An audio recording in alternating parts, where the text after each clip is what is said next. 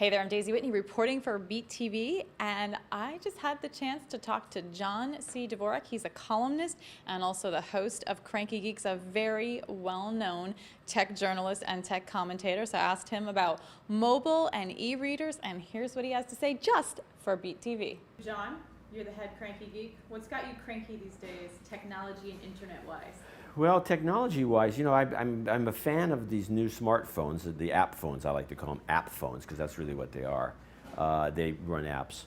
And I haven't moved to the Apple iPhone because I don't like AT&T at all, and so I just refuse to have. I mean, I like the phone. I think it's a fantastic product.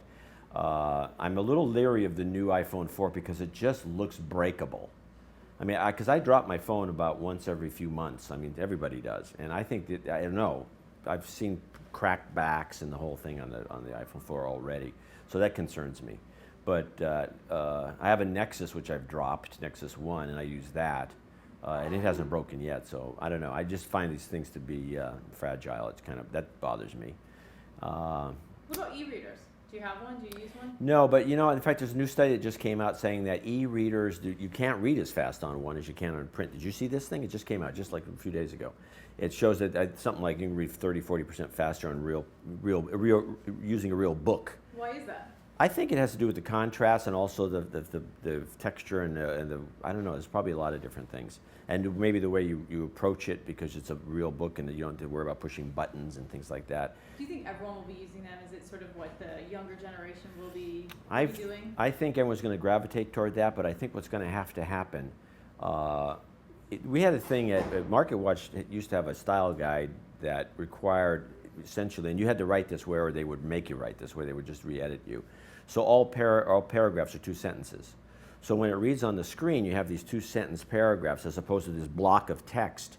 So when you're looking at a screen, I don't care how good of a screen it is, even though with the MEMS technologies used by e-readers, it may not be a problem, as much of a problem. But you have a problem getting from the end of one line to the beginning of the next line. You just, your eyeball, and people will notice this when they're reading. You get here, and then you can't find, wait. And so you have to, it slows you down. I mean, you can really slow down if you have to read off of a screen.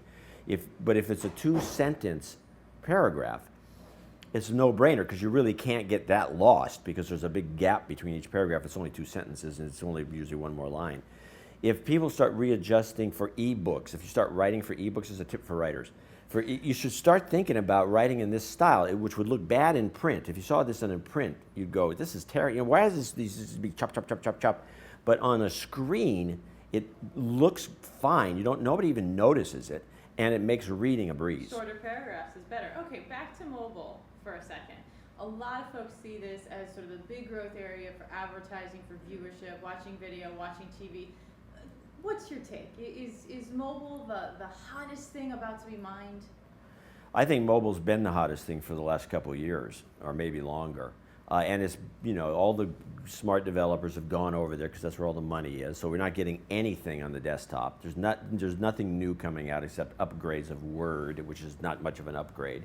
So essentially the desktop computer, in terms of its futuristic possibilities, is dead.